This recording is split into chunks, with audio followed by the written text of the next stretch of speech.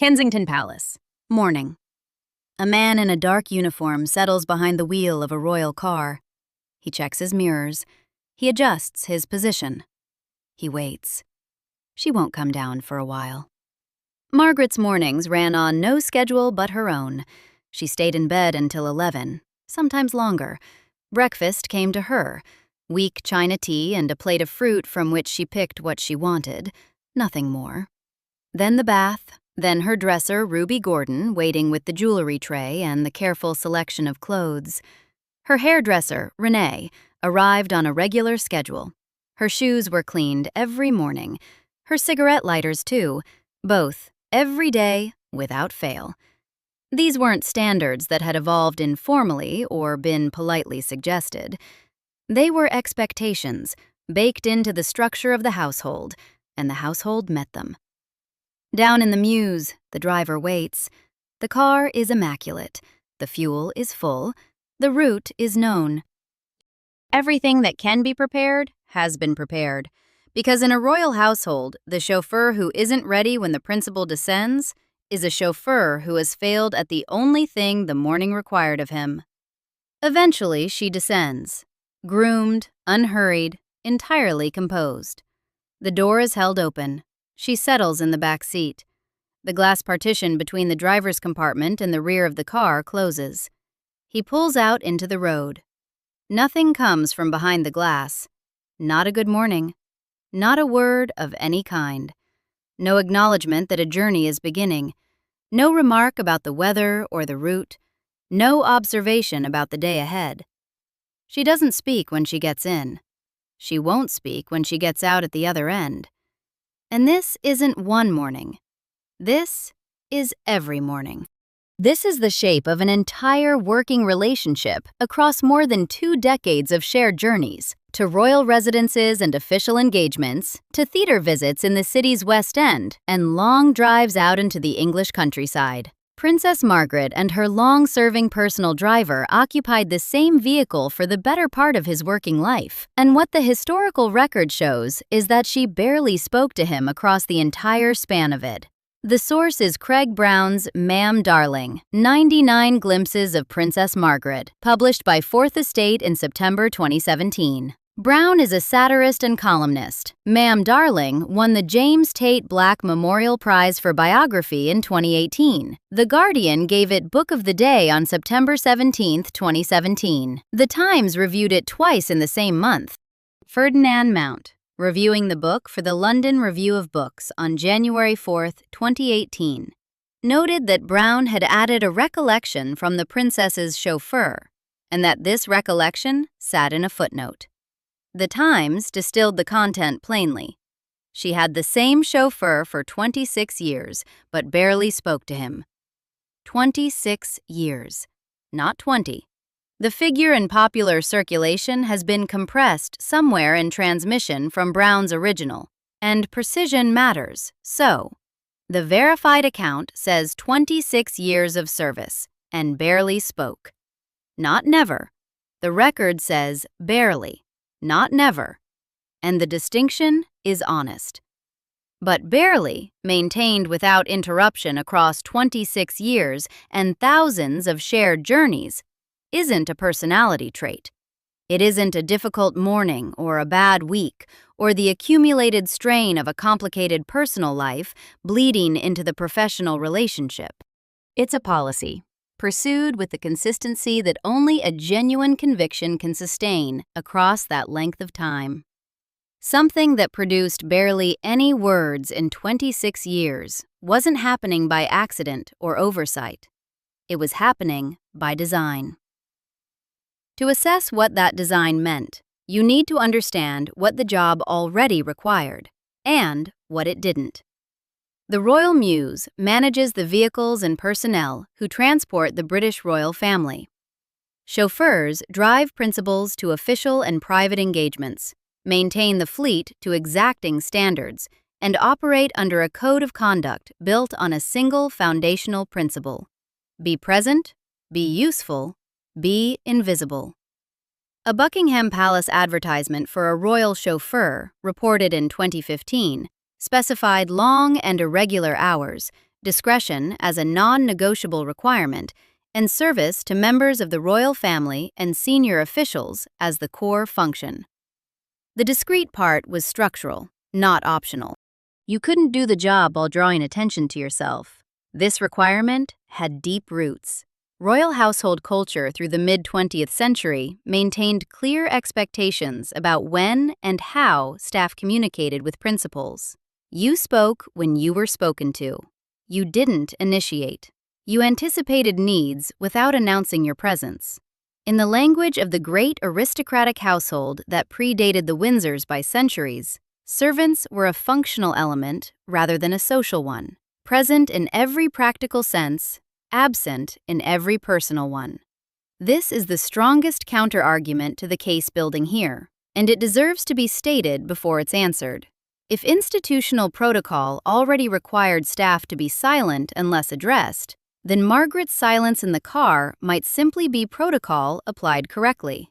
The driver didn't speak to her, she didn't speak to him. Both parties observed the rules. No particular contempt was expressed. Nothing unusual occurred. The argument collapses on two grounds. First, protocol required staff not to initiate conversation with a royal principal. It didn't require a principal to treat a specific employee as a non-entity for 26 years. The protocol gave Margaret the option of not engaging. No royal household instruction ever specified that a member of the family was obliged to maintain a multi-decade cordon of near-total non-communication with any individual employee. She chose to refuse, year after year, to indicate through word or acknowledgement that she knew the man responsible for her physical safety was there. That isn't protocol. That is something personal. Second, and more importantly, the counter-argument collapses when you examine what the women in the same household actually did. Anne de Courcy researched Margaret's years at Clarence House for Vanity Fair in 2009, drawing on contemporaneous accounts and testimony from those who had been present. One detail in particular settles the question of whether the silence was institutional or personal. The annual Christmas party at Buckingham Palace, the event to which Clarence House staff were invited, put Margaret and the Queen Mother in the same position. Both could attend, and both had household staff who needed to get to the celebration. The Queen Mother would dine lightly that evening, or make arrangements to go out with a lady-in-waiting, specifically so her servants were free to leave for the party. Margaret, on the same evening, would schedule a dinner party for herself. Her staff couldn't go. Not because protocol required this of her, because she chose to impose it. De Courcy's reading of the impulse behind this was direct. Unlike the Queen Mother and the Queen, who had successively been the first lady in the land, Margaret, always number 2, was determined to insist on her royal status. The Christmas dinner parties and the silence in the car are the same instinct expressed in different forms. A need to maintain, through the granular mechanics of daily life, the distance between herself and those who served her. And to make that maintenance visible, not to audiences necessarily, but as a constant condition of the working relationship. On August 21, 1930, Princess Margaret Rose was born at Glamis Castle in Angus, Scotland, the second daughter of Albert, Duke of York, and Elizabeth, Duchess of York. She was the first British princess born in Scotland since Robert Stuart in 1602. Her mother had favored Anne Margaret. King George V disliked Anne and approved the alternative. Margaret Rose she became, and within 6 years, the world she was born into had been entirely remade. In December 1936, her uncle, Edward VIII, abdicated to marry Wallis Simpson. Her father became George VI, and Margaret, 6 years old, newly returned to Buckingham Palace from the house at 145 Piccadilly, where the family had lived privately, was second in line to the throne. When her sister Elizabeth joined the ATS in 1945, Margaret was too young by 14 months to follow. She reportedly said, "I was born too late."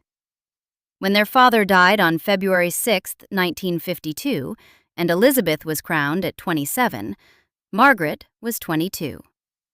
The constitutional settlement was permanent. She would never reign. The crown she had grown up alongside, the institution that shaped her identity from infancy, would pass through her sister and her sister's children and her sister's grandchildren without ever stopping at Margaret. Craig Brown spent years working through the full accumulated testimony about her life, the diaries of Kenneth Williams, Evelyn Waugh, and A.L. Rouse, Chips Channon's social record, court circulars and newspaper archives going back half a century, the band footman's memoir that couldn't legally circulate in England, the testimony of protection officers, hairdressers, and house party guests whose observations appeared in published form for the first time in Brown's pages. The psychological portrait that emerged was specific. Margaret, Brown concluded, remained conscious of the image of the one who wasn't. The one who wasn't in the first coach at the coronation, who wasn't taught constitutional history because she wouldn't need it, who wasn't given the important duties and was obliged to make do with the also-rans. She was very spoilt and indulged, and made to feel a very special person indeed, while simultaneously being given clearly to understand that it was her sister who was important. And at the center of everything, deep down, what Margaret really wanted from Elizabeth was approval. The combination, an exaggerated sense of royal status cultivated specifically because it was the one marker of significance she possessed unconditionally, and a continuous need for validation from the one person whose validation could never be fully given, produced a character with no available release valve directed upward. The Queen was the Queen. She couldn't outrank her sister. She couldn't assert superiority over her mother. She couldn't demand that the institution acknowledge her as its true center, because the institution existed precisely to indicate that she wasn't. So the assertion went the only way it could, sideways and downward, toward the ladies-in-waiting who couldn't answer back, toward the footmen and aides and protection officers who served at her pleasure, toward the man in the front seat whose safety-critical skill kept her alive on the road every day, and whose existence she could decline to acknowledge without professional consequence of any kind. Andrew Morton, writing in Elizabeth and Margaret, The Intimate World of the Windsor Sisters, recorded a specific verbal habit. If anyone in conversation referred to your sister, Margaret would correct them sharply. You mean the Queen. The formulation wasn't gentle. It was an instruction. Acknowledge the hierarchy correctly, use the correct form, or be corrected. She was the one who wasn't, and you would recognize this fact in the right terms, or she would ensure you did. The same impulse produced the Christmas dinner parties, and the channel switching in front of the Queen Mother, and the silence in the car. It was a character that needed, with some consistency, to be the highest-ranking person in the room, and that expressed this need not through affirmative warmth, but through the management of distance. Stephen Barry worked as Margaret's personal assistant for approximately 12 years. On August 22, 1985, the Chicago Tribune, August 1985, the Chicago Tribune published a profile in which Barry described what daily life in her employment actually looked like. She was difficult, she had a sharp temper, and she did, go through an entire day without speaking to her staff at all. Barry named both her chauffeur and her lady-in-waiting as people who could experience these days of silence.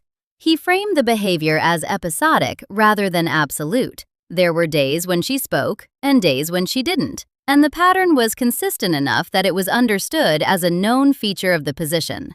You arrived knowing today might be one of those days. You planned accordingly. Barry's account has two properties that make it significant beyond its specific content. It's the earliest contemporaneous named insider source that directly connects Margaret's behavior to silence toward a chauffeur. And it appeared while Margaret was alive, healthy, and entirely capable of disputing it. She didn't. David John Payne served as a footman at Clarence House for a year beginning in 1959. He wrote a memoir, My Life with Princess Margaret. When the first extracts appeared in a French newspaper in 1960, the royal family moved immediately. The Queen Mother's lawyers filed for an injunction. Payne left Britain and published the book in Europe, then in the United States, where the American edition carried a line across the cover. The book the royal family banned in England. The book documented Margaret's daily routine and private behavior, with sufficient specificity that the palace found it legally intolerable. Courts don't seek injunctions against accounts that are inaccurate. They pursue accounts that are inconveniently accurate. Anne Glenconner served Princess Margaret as lady-in-waiting for over 30 years. 30 years is longer than most people spend in any single job.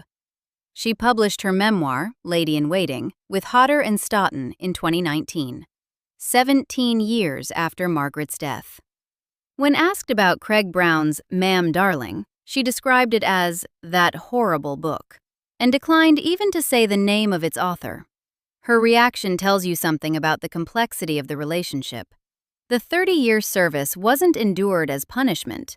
Real loyalty had formed across it, loyalty that survived Margaret's death and made her sharply protective of the portrait Brown had assembled. But Glenconner's loyalty doesn't contradict the documentary record. It operates alongside it. People form attachments across relationships that would be unacceptable if described only in their worst moments, and a 30-year bond between a lady-in-waiting and her principal contained more than the documented cruelties. What the record shows is that Margaret could be both, capable of genuine warmth toward those who belong to her inner circle, and capable of the sustained erasure that the Chauffeur's case illustrates. The specific incidents Brown assembled from his research, drawn from the combined testimony of people who had been in the room, make the pattern visible. An architect had worked on Glamis Castle, her mother's ancestral home in Scotland. Margaret's opening line to him at a social occasion, "I hear you've completely ruined my mother's old home." The same man had been disabled since childhood, with a distinctive gait. She added, "Have you ever looked at yourself in the mirror and seen the way you walk?" He was a guest. He had been invited.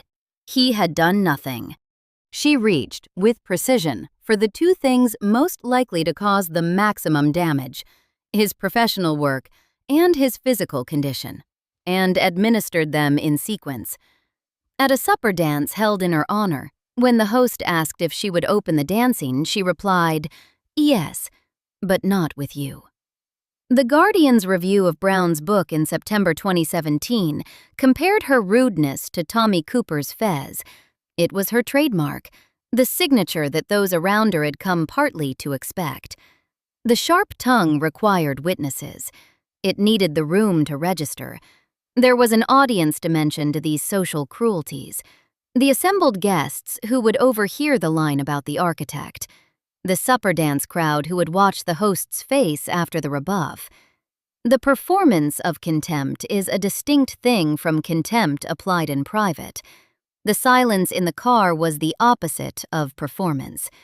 No audience, no gallery, no one to appreciate the precision of the wound.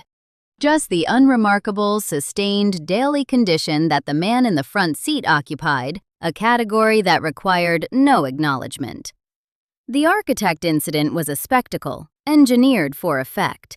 The silence required nothing but persistence, renewed every single working morning across 26 years, in a space with no witnesses.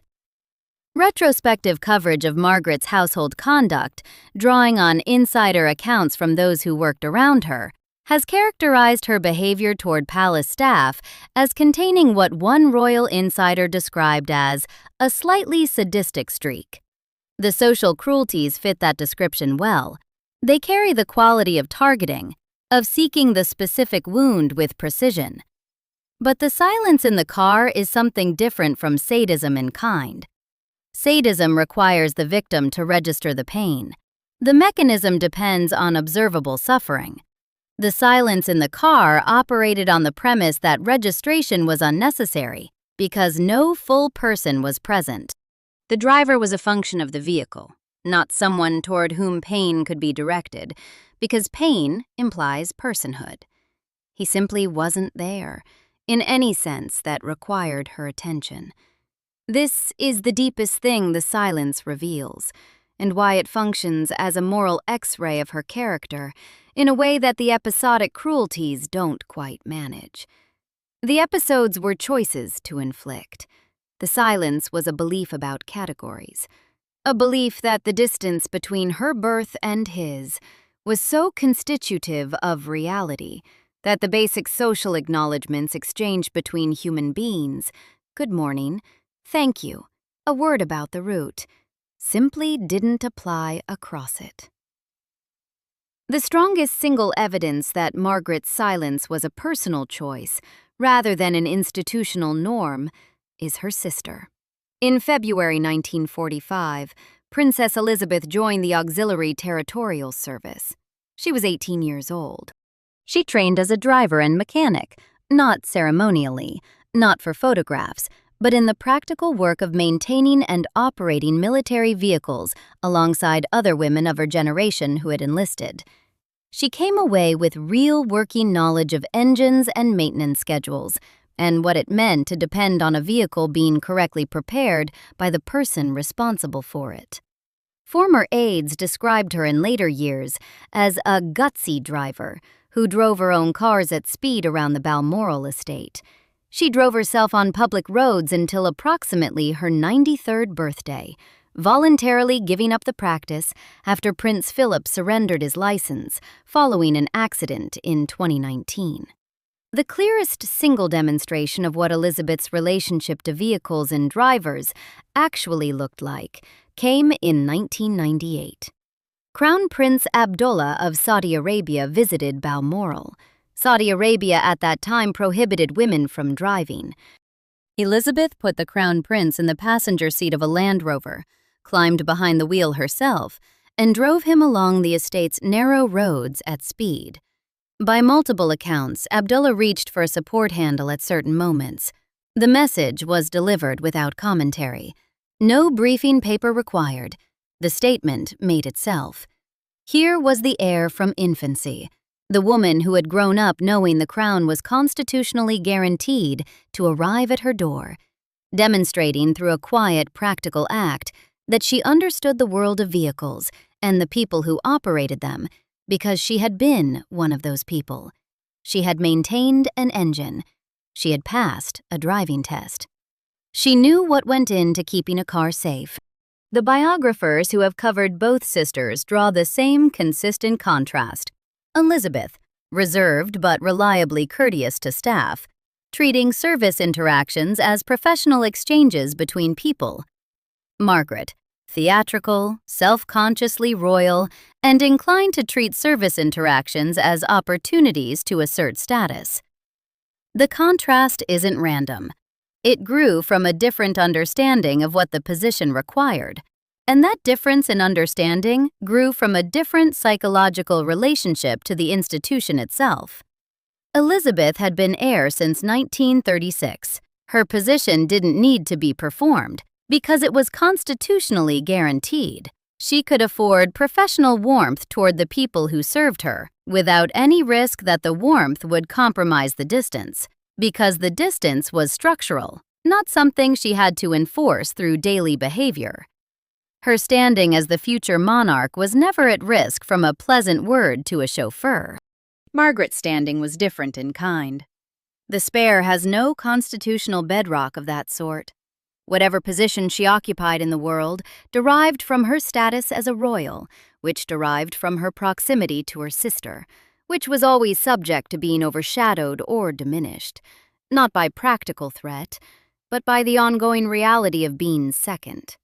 To allow the driver to exist as a full person, toward whom a good morning passed naturally, might have been to admit that the distance between them was negotiable. That admission, day by day, was precisely what she refused to make.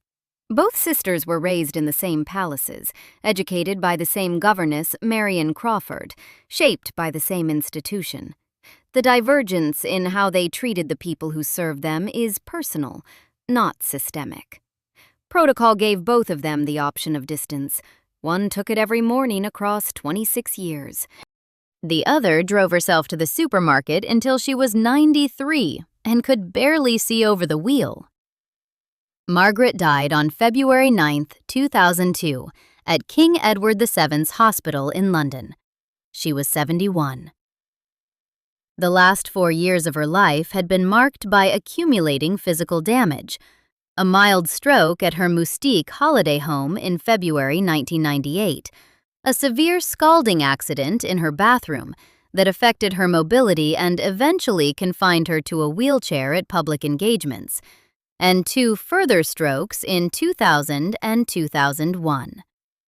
Her final public appearance was at the 100th birthday celebrations for Princess Alice, Duchess of Gloucester, in December 2001. She died 2 months later, following another stroke. The Independent reported in March 2002 that the royal family wasted no time in showing Princess Margaret's staff the door. Her personal household of approximately 30 people, aides, ladies-in-waiting, household staff, the protection officers who had shadowed her movements for years, were dismissed within weeks of her death. The institutional logic was clean. The household existed to serve the principal, and the principal was gone. The emotional logic, if anyone cared to apply it, would have run in a different direction. Some of those 30 people had organized their entire professional lives around her comfort and requirements for a decade or more. There was, as far as the public record shows, no period of transition, no particular acknowledgement of service. The household was dissolved. The long-serving driver was among those whose careers ended. He hadn't written a memoir. He hadn't sold his story to a newspaper. He hadn't appeared in a documentary, hadn't given a radio interview, hadn't arranged to deliver his account in any format that would have put his name in a headline. His recollection of the 26 years of near silence reached the public record 15 years after Margaret's death, in a footnote in Craig Brown's biography. The footnote deserves a moment's attention, because footnotes and revelations aren't the same thing. Brown's book is structured as 99 individual glimpses, not a conventional chronological narrative, but a mosaic, each piece drawing on one or more sources to illuminate one aspect of Margaret's character or circumstance. He drew on everyone: the diaries of Chips Channon, A.L. Rouse, and Kenneth Williams, on the court circulars and press archives accumulated across 5 decades, on the banned Payne memoir that couldn't legally circulate in England, on the testimony of people who had been at parties, in palaces, on Moustique, in hospital waiting rooms, watching from the edge of the frame as Margaret moved through her life. The chauffeur's recollection was one more source in that accumulation.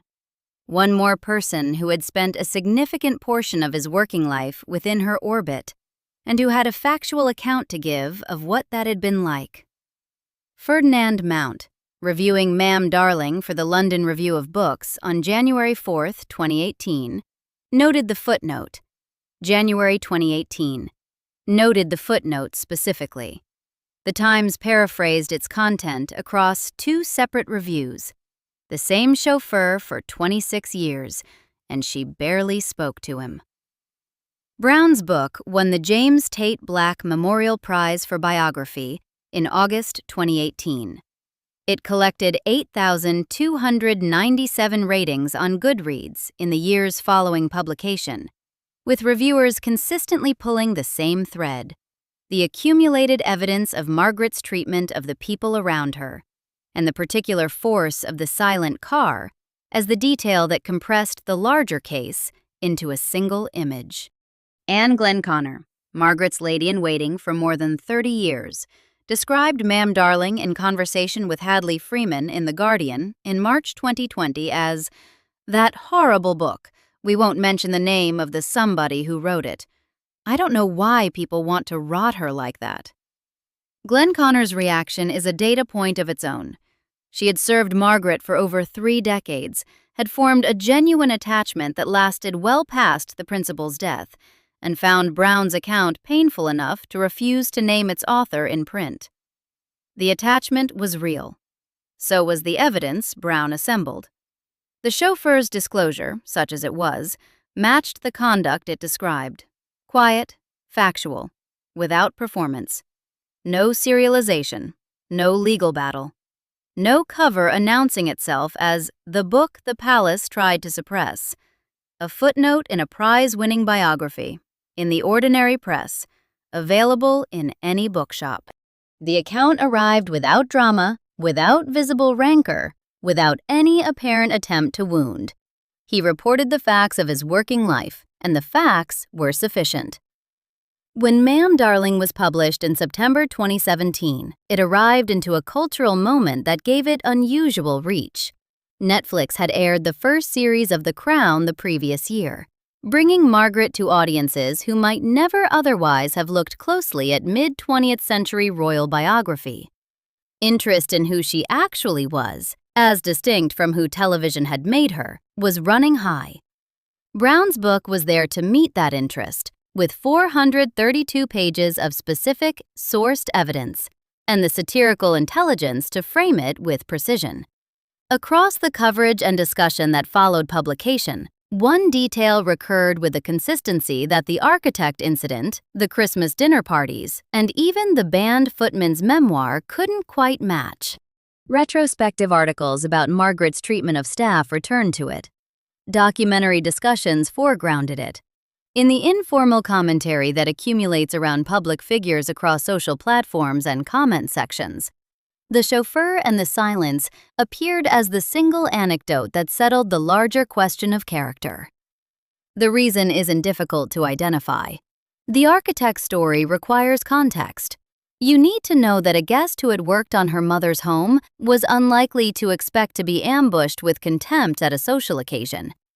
The Christmas dinner parties require an understanding of the dynamics of domestic service to register their deliberateness. The Payne memoir requires familiarity with the convention of royal household confidentiality to understand what the legal pursuit of him meant. Each of these incidents is significant, but each requires a framework. The chauffeur requires nothing. A man with a skilled, safety-critical job.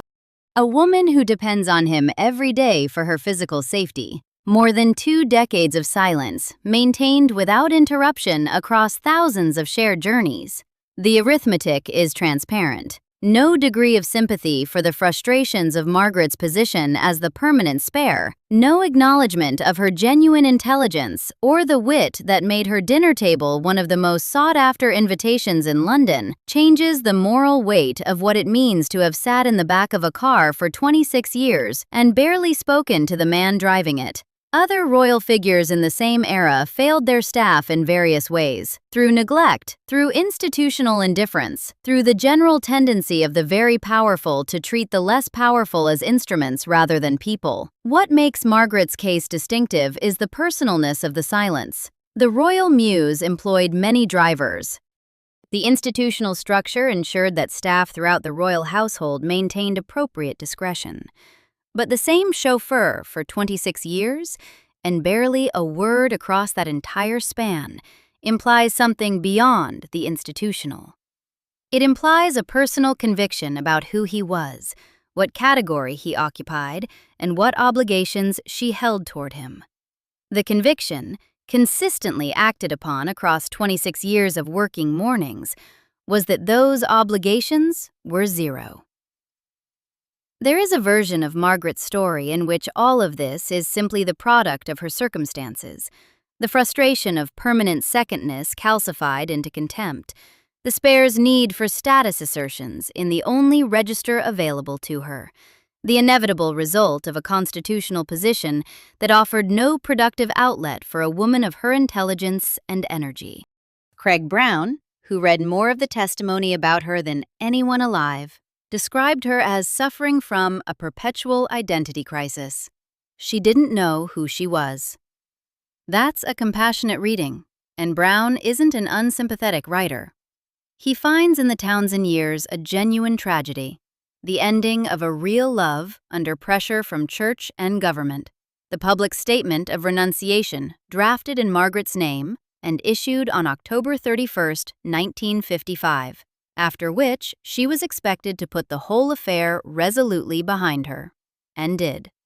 He notices when her life was genuinely cruel to her, but the biographical context explains without excusing. Margaret wasn't the only spare in royal history to find the role difficult. The frustrations of permanent secondness, of being shaped by an institution whose center you couldn't occupy, are real frustrations that many people have navigated without turning them on working people who had no means of resistance. The specific form her frustration took, the silence, the Christmas dinner parties, the architect's gate, was a character making choices. Brown captures the essential paradox in the formulation he uses for her psychological position. She was given an inflated sense of her own value, while on the other hand, her confidence was continually undermined by comparisons with her sister. The two pressures drove in the same direction, toward an investment in the forms and protocols of royal identity as protection against the underlying anxiety of not quite being royal in the way that counted. Protocol could be weaponized when the crown itself couldn't be claimed. The silence in the car was protocol weaponized, the daily renewal of a distance that Margaret maintained, not because the handbook required it, but because she needed it to be real. The driver isn't, in the historical record, a character with an extended inner life available for examination. He didn't invite examination of that kind. His account reached the public through a biographer's footnote, and the account itself is spare, a length of service, and a working condition of near silence. That is what the record preserves about him. What the record also preserves, by implication, is the fact of a man who performed a skilled, safety-critical job without complaint across the better part of his working life. He navigated the protocols of the royal household, the required discretion, the irregular hours, the particular pressures of transporting one of the most scrutinized figures in the country. And he did this while the woman he served declined, year after year, to indicate through word or gesture that she knew he was there. He turned up every morning. He kept the car in the condition it was expected to be in. He drove safely. He waited when waiting was required, and there was considerable waiting, outside theaters and palaces and private residences, in all weather, for as long as her schedule required. He did all of this while the person on whose behalf he did it maintained a silence toward him that wasn't indifference, but a considered position about what he was. When his account entered the record, it arrived without rancor. He named no grievance, attributed no malice, framed no case for sympathy. He reported the facts: a length of service, a working silence. Nothing more. There is a reason this restraint matters morally and narratively, beyond its contrast with the louder tell-all memoirs that occupied the same royal biography genre in the same period. Bitterness can be discounted. The aggrieved party has an obvious interest in casting the other party in the worst light. Calm, proportionate testimony about the factual conditions of a working life is harder to argue with. His restraint, whether it was his natural disposition or the professional discipline of decades spent in a role that required complete discretion, makes the account more authoritative than any amount of expressed emotion would have done. He told what he knew, without reaching beyond it. Margaret, meanwhile, is remembered by the people who actually populated her daily life as a woman who couldn't be bothered to say good morning to the person keeping her safe on the road every single day. The charitable work across more than 80 organizations is in the record. The genuine wit and the real intelligence are in the record. The loyalty she inspired in Anne Glenconner, who served her for 30 years and defended her memory against what she considered an unkind portrait, is in the record too. These facts coexist with the others because real people are complicated, and the documentary record is under no obligation to simplify them. But when the question is character, When the question is what kind of person she was in the accumulated privacy of daily life, across thousands of mornings when no performance was required, the answer is in the car. 26 years, barely a word. Not an accident of temperament or a lapse or the understandable consequence of a difficult week. A policy, renewed every single working morning, about who counted and who didn't. High birth does not assure high character. The silence in that car was hers. The dignity was entirely his. Subscribe for more stories like this.